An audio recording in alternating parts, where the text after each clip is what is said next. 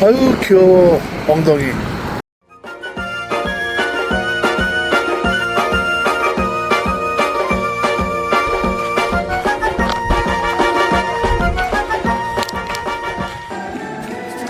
실크로드 최대 허브 도시 카슈가르에서 휴식을 취하고 파미르길에 오릅니다.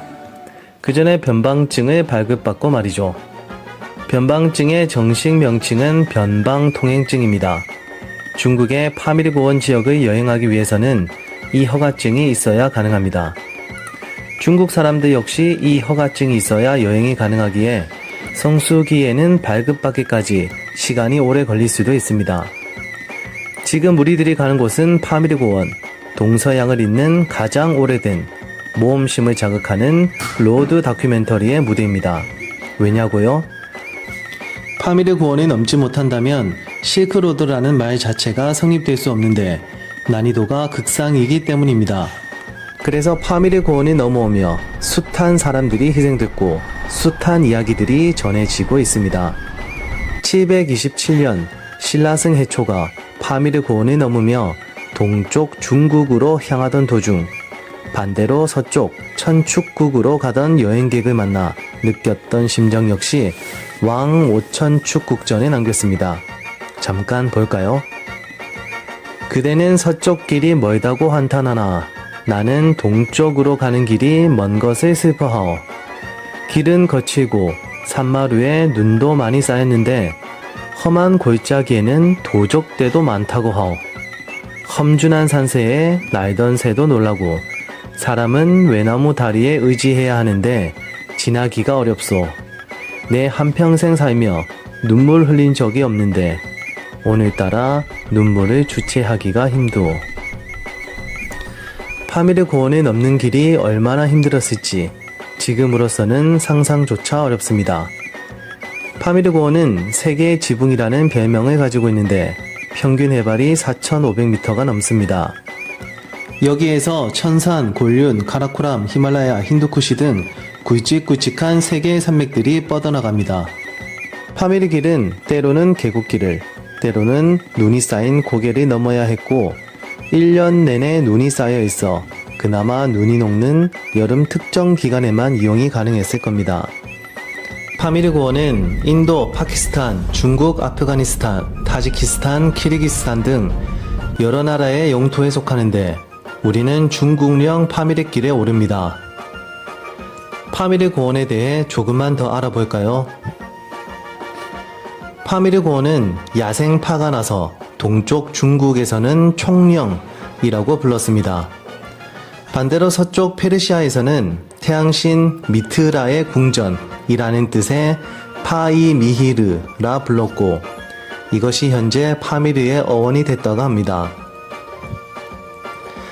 카슈가르에서 파미르고원으로 올라가는 길은 세계적으로 명성이 높은 카라코람 하이웨이를 이용합니다. 보통 줄여서 KKH라고 부르는데 하이웨이라고 해서 고속도로가 아니라 하늘과 맞닿을 정도로 해발이 높은 하늘길로 이해하시면 되겠습니다.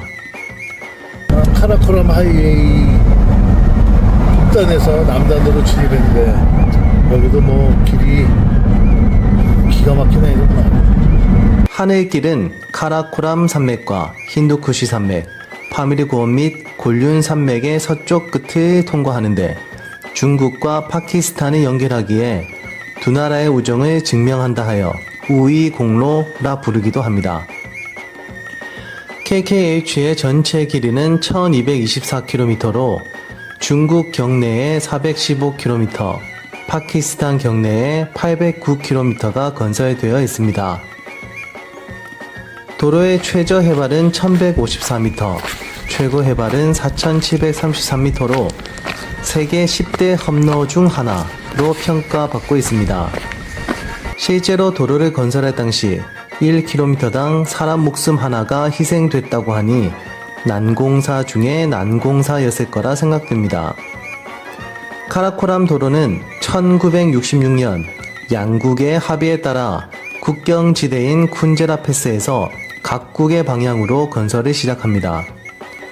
난이도가 상대적으로 낮고 거리가 짧았던 중국은 자신이 맡은 구간의 건설을 끝내자 파키스탄이 도와 613km에 이르는 구간 공사도 도와줬다고 합니다. 그래서일까요? 파키스탄 내 중국인에 대한 호의도는 상당히 높은 편인 것을 파키스탄 여행 중에 확인할 수 있었습니다. 여튼 카라코람 하이웨이 건설에는 총 2만 명이 투입됐으며 10년 이상의 시간을 투자한 결과 1978년에야 비로소 개통되었습니다. 그리고 1986년 5월에는 대외적으로도 개방이 되죠. 우리 한국 사람들한테는 육로로 파키스탄 및 인도, 중앙아시아로 갈 수 있는 또 하나의 길이 열린 셈입니다. 그전에는 심장이 쫄깃해지는 도로, 부족한 정보, 테러 등의 문제로 사용이 꺼려졌지만 지금은 고속도로라고 해도 무방할 정도로 중국 구간은 길이 잘 닦여 있습니다. 참, 근데 이 길이 난공사라서 사람이 많이 희생된 것으로만 유명해진 걸까요? 영상을 끝까지 보셨다면 그 답을 아셨으리라 생각됩니다. 여기가 무지화산입니다.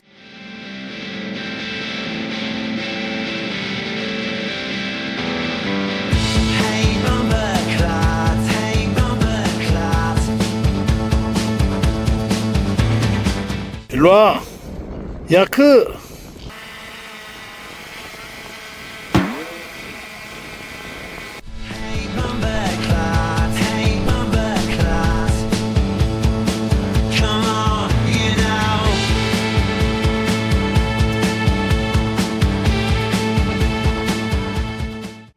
파미르길 일정이 본격적으로 시작됐습니다. 지금부터는 길 중간중간 보이는 풍경들 모두 포인트라고 할 수 있겠습니다. 곤륜 산맥의 최고봉 공골부터 무사거, 그리고 계곡을 따라 형성된 초지와 호수들, 무엇 하나 그냥 지나치기 아까운 풍경들입니다. 저희들의 1차 목적지인 무지화산 가는 길 역시 그렇습니다. 시간 제약이 없다면 그냥 텐트 펼쳐놓고 하루 종일 멍 때리고 싶은 곳입니다.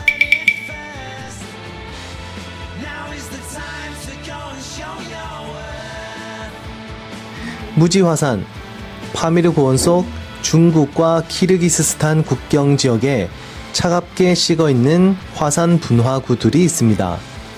이 화산 분화구들을 현지 키르기스어로 카르테미얼이라고 부르는데 분출하다 라는 뜻을 가지고 있습니다.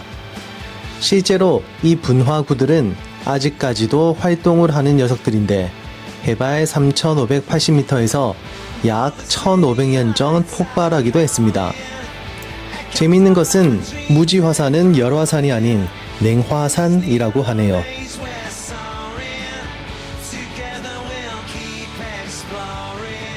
열화산은 보통 폭발할 때 온도가 1000도 이상, 최저 800도라는데 무지화산은 상온에서도 폭발하며 실제 온도는 6, 7도에 불과하다고 합니다. 이에 손으로 만져보면 차갑다고 하네요. 저는 물론 실제로 만져볼 용기는 없습니다.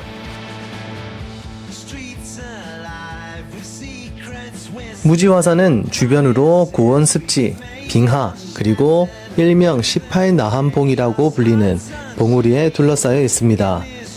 내부에는 잔도가 설치되어 있어 유유자적 산책을 하며 파미르 고원의 신선한 공기와 뜨겁게 보이는 화산을 보시는 것도 좋겠습니다.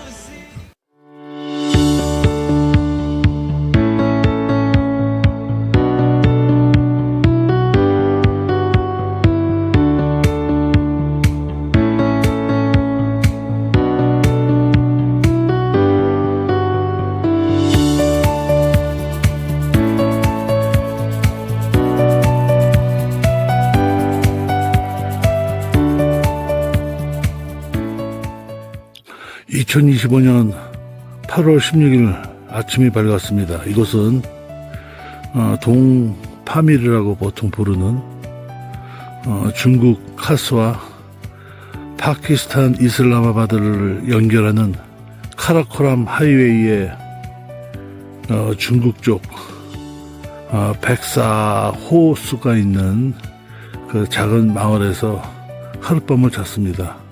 지금 곤륜산맥의 마지막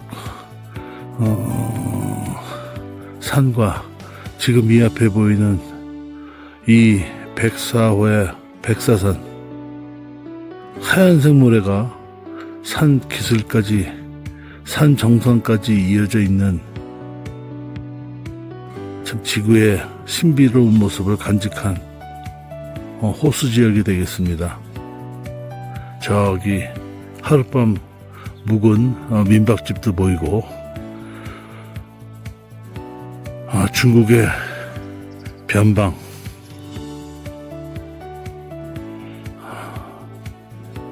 동파미르에서 아침을 맞습니다.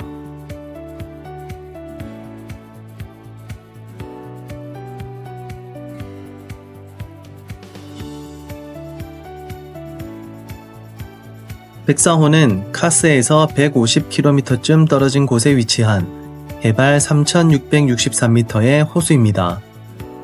면적은 44제곱킬로미터, 축구장 6,000개가 넘는 면적이기에 북단과 동단으로 나누어 방문을 하는 것이 좋습니다.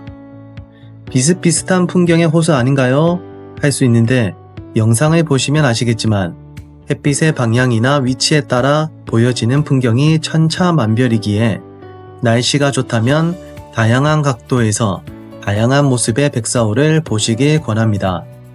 참, 중국 내에 백사호라는 이름을 가진 곳이 많은데 저희가 있는 곳은 커즈러 키르기스 자치주의 아커타오현입니다.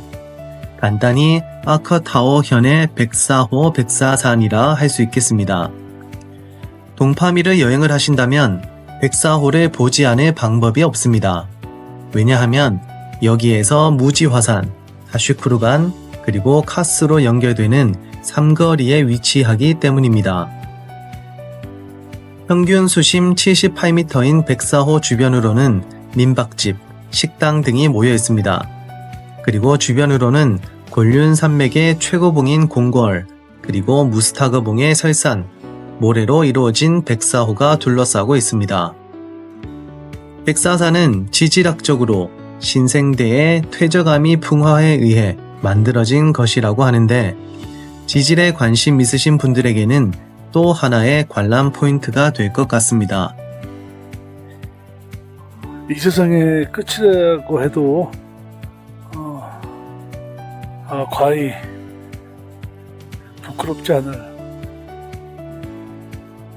백사호 주변 늪지대에서 세상의 고독을 맞이합니다.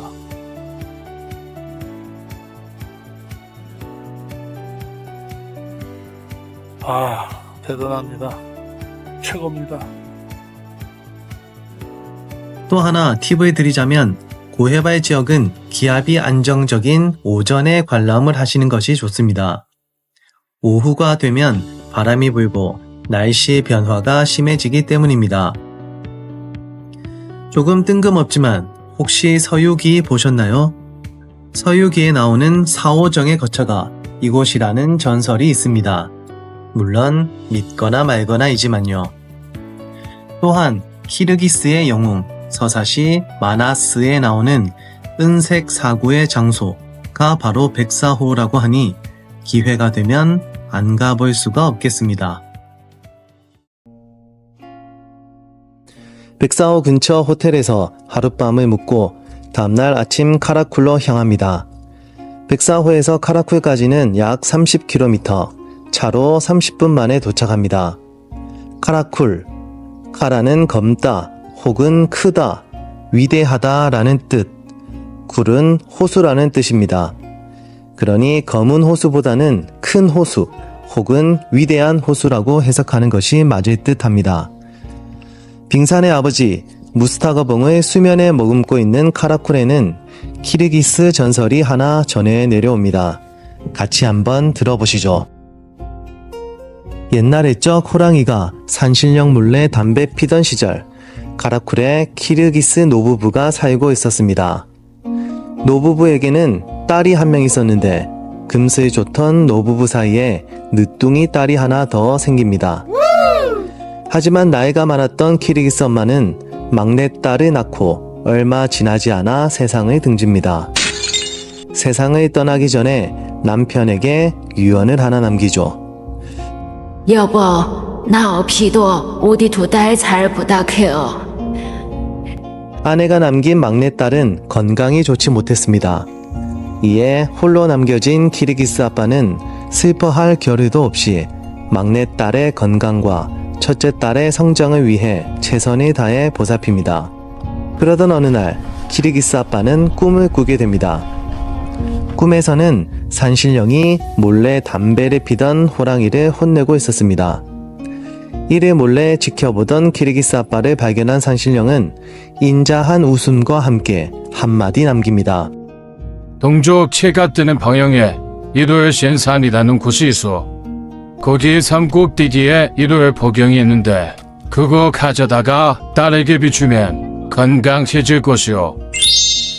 번쩍 눈이 떠짐과 함께 자리에서 일어난 키르기스 아빠는 그 길로 1월 보경을 찾아 길을 나섭니다. 아빠가 떠난 이후 두 딸은 가축을 돌보며 아빠가 떠난 동쪽 오솔길을 매일 하염없이 바라봤습니다. 얼마나 지났을까요? 하염없이 아빠를 기다리던 두 딸의 머리는 하얗게 변했고 아빠에 대한 그리움으로 흘렸던 눈물은 모두 말라버린 후 산이 되어 버립니다. 키르기스 아빠는 얼마 후 자신의 거처와 딸이 있는 곳으로 돌아옵니다. 천신만고 끝에 딸을 건강하게 해줄 1월 보경과 함께 말이죠. 하지만 사랑하는 두 딸이 설산이 된 것을 알고는 충격을 받고 그만 손에 쥐고 있던 1월 보경을 땅에 떨어뜨립니다. 땅에 떨어진 1월 보경은 두동강이가 났고 호수가 됐다고 하는데 그 호수 중 하나가 카라쿨이라죠. 키르기스 아빠 역시 그대로 설산이 되어버립니다. 그 설산이 바로 무스타거 봉입니다. 빙산의 아버지라 불리고 있지만 사실은 두 딸의 아버지였던 거죠. 이렇게 두 딸과 아빠는 설산이 되어 사이좋게 호수를 바라보며 함께 하게 됩니다. 그나저나 산신령이 잘못했네 라고 생각하는 건 저뿐인 걸까요?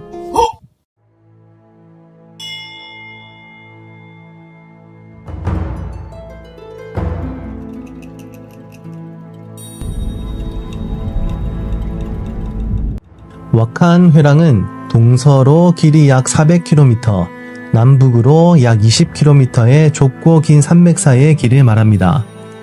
북쪽으로는 타지키스탄, 남쪽으로는 파키스탄, 동쪽으로는 중국과 국경을 맞대고 있는데 왁한 회랑의 300km는 아프가니스탄이, 100km는 중국에 속해 있습니다. 왁한 회랑이 산맥 사이의 길이라고 해도 평균 해발이 4,000m가 넘습니다. 이에 1년 중 9개월 정도는 사람의 이동이 제한되며 6월에서 8월 사이에 이동이 가능해집니다. 그렇다고 사람이 살지 않는 것은 아닙니다. 주로 유목을 하는 사람들이 약 1만 명 가량 되며 척박한 산악 환경에서 살아가고 있습니다. 파미르 고원이 넘어 동서양을 오갔던 대상과 구법승들은 바로 이 왁한 회랑을 넘어야 비로소 큰 고비를 넘겼다고 할 수 있었습니다. 동진 시기의 법현, 당나라 시대의 현장, 해초, 고선지 장군 등이 이 길을 이용했었고 이름을 남기지 않은 수많은 사람들도 이 길을 이용했을 겁니다. 중국령 왁한 회랑 입구에는 2025년 6월 이후에 세운 동상들이 여기저기 있습니다. 가까이 다가가서 살펴보니 안세고, 장건, 법현, 현장, 마르코폴로입니다. 안세고는 페르시아인, 마르코폴로는 실제 유무가 의심스럽긴 하지만 베네치아 사람, 나머지는 중국인들입니다. 무엇이 이들로 하여금 이 험난한 파미르 고원, 왁한 회랑을 지나게 했을까요? 앞서 밝혔듯 왁한 회랑은 강대국의 무덤, 제국의 무덤이라는 별명을 가지고 있는 아프가니스탄에 대부분 속해 있습니다. 이렇게 된 이유는 19세기 영국과 러시아의 패권 다툼, 일명 그레이트 게임의 원인이 있습니다. 남쪽으로 내려오려고 하는 러시아와 이를 막으려는 영국 간의 대립은 중앙아시아에 긴장을 유발했습니다. 영국은 러시아와의 완충지가 필요하다고 생각했고, 이에 이용된 곳이 다름 아닌 아프가니스탄입니다. 영국은 아프가니스탄을 완충지로 활용했는데 왁한 회랑 역시 험준한 산악 지형이라 별 소용이 없을 거라 생각했는지 아프가니스탄의 영토로 확정시켜버립니다. 영국은 자신의 식민지인 인도를 지키기 위해, 러시아는 영국과의 불필요한 마찰을 피하기 위해 이를 묵인합니다. 이후 아프가니스탄은 러시아 그리고 미국과 전쟁을 치렀고 2021년 8월 미군이 철수하면서 무장단체인 탈레반이 현재까지도 집권하고 있습니다. 중국은 아프가니스탄의 이슬람 무장단체의 영향을 우려해 국경을 꼭꼭 잠그고 있는 형편이죠.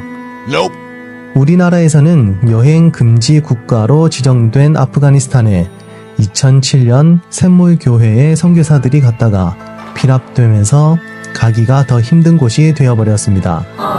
그러니 중국령 왁한 회랑 입구에서 그 아쉬움을 조금이나마 해소할 수밖에요.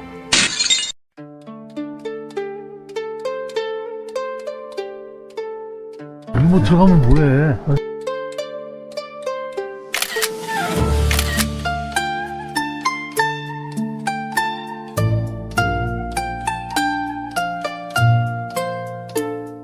타쉬쿠르간, 곤륜 산맥의 가장 서쪽, 파미르 고원의 동남부에 위치한 도시입니다.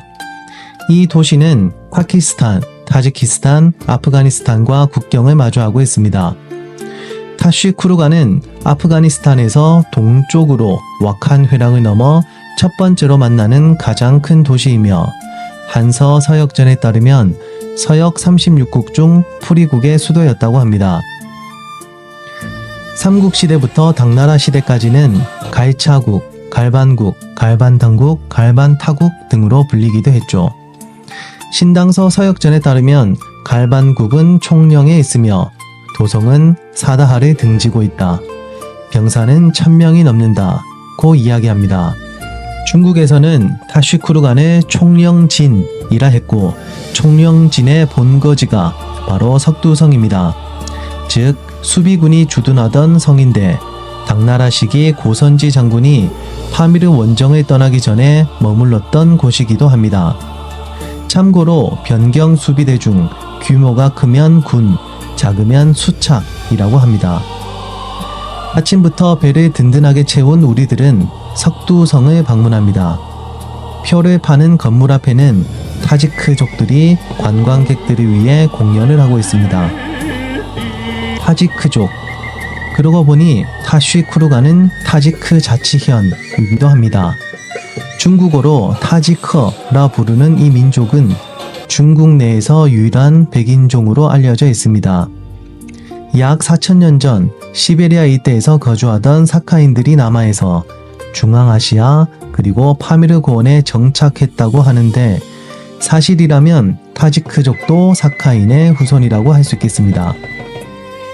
흰 피부, 큰 키, 그리고 메브리코가 인상적인 타지크족은 족의 혼을 하지 않아 아직까지도 자신들의 전통과 혈통을 유지하고 있다고 합니다. 이들의 상징은 독수리, 독수리는 충성과 정의를 상징합니다. 타지크족의 공연을 관람하고 석두성으로 향합니다. 예전에는 석두성 바로 앞에서 표를 사고 들어갔지만 지금은 전동차를 이용해 돌아서 가야 합니다. 요녕석성, 남경석성과 더불어 중국 3대 석성이기도 한 석두성은 해발 약 3100m에 건설되어 있습니다. 타쉬쿠르간 시내에서 가장 높은 곳인데, 성 아래로는 풍요로운 금초탄이 내려다 보입니다. 금초탄에서는 소나 양, 말 등의 가축을 방목했을 테고 석두성에서는 아마 신분이 가장 높은 사람들이 생활했을 겁니다. 석두성은 방형으로 내성과 외성으로 나누어집니다. 내성은 보존 상태가 꽤 양호한데 내성의 동쪽은 사원이, 서쪽과 동남쪽은 사람들이 거주했던 것으로 보입니다.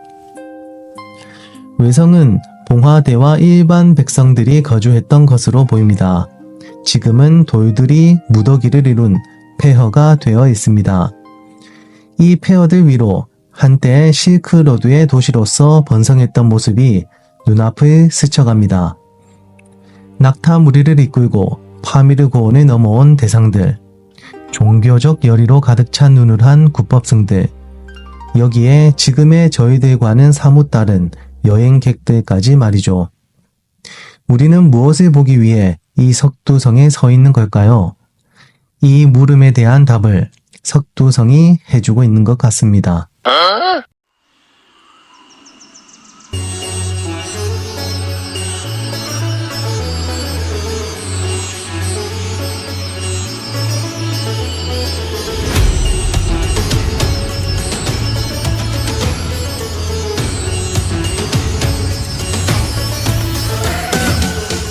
파미르 고원에 용이 삽니다.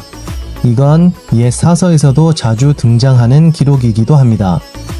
현장의 대당 서역기에서는 사나운 용이 지나는 사람에게 해를 입히는 일이 많으므로 이 길을 지나는 사람은 검붉은 색의 옷을 입거나 조롱박을 갖고 있거나 큰 소리를 질러서는 안 된다 라고 기록했습니다. 법현 스님의 기록도 유사한데 총명에는 겨울이나 여름이나 눈이 쌓여 있었고 동룡이 있어서 만약 그것이 진노하게 되면 혹독한 바람과 눈비가 몰아쳐 모래와 자갈이 마구 날리므로 이래 만나는 사람은 한 사람도 온존할 수가 없다고 전합니다. 물론 기록에서 보이는 용은 생물학적인 용이 아니라 고해발 지역에서 흔히 보이는 변화무쌍한 기후를 말합니다. 그런데 변화무쌍한 기후가 아닌 험한 길을 용으로 묘사한 곳이 있습니다. 바로 발룡고도입니다. 발룡은 아직 승천하지 못하고 땅에 서려 있는 용을 뜻하는데 보통 따리를 틀고 있는 모습의 지형이나 길을 묘사할 때 자주 쓰는 말입니다. 발룡은 중국령 파미르 고원의 중심 도시인 타쉬쿠르간에 있습니다. 곤륜 산맥과 파미르 고원의 접경지라고 할 수 있는데 행정구역상 와차 마을에 속하기에 와차 공로라고도 부릅니다. 그런데 왜 이 길이 발룡이라 불리는 걸까요? 발룡 고도는 36km밖에 되지 않지만 639개의 S자 커브길을 가지고 있습니다. 또한 최고 해발은 4200m로 시작점과는 낙차가 무려 1000m나 됩니다. 그러니 만약 현장 법사가 왔다라면 따리를 튼 용이 지나는 사람에게 해를 입히는 일이 많으므로 이 길을 지나는 사람은 다른 곳으로 한눈 팔거나 딴 생각을 하면 안 된다 라고 기록을 남기지 않았을까요? 발룡 고도를 내려와서도 끝이 아닙니다. 타쉬쿠르간으로 가던 카스로 가던 여러 포인트들이 있는데 반디열 나무도 그중 하나이기 때문입니다. 용이 정말로 살 것 같은 이 옥색의 호수는 이름에도 색깔을 뜻하는 남이 붙어 있습니다. 일반 관광객들은 보통 차창 밖으로 보고 그냥 지나치지만 저희들은 주차장으로 올라가 전망대까지 왕복으로 세미 트레킹을 합니다. 용이 사는 발룡고도를 4다리로 경험했으니 용이 살고 있는 호수는 2다리로 거닐어 봅니다. 속된 말로 풍경이 정말 죽입니다. 그래서 이런 풍경을 두고 용용 죽겠지 라는 말이 생긴 걸까요?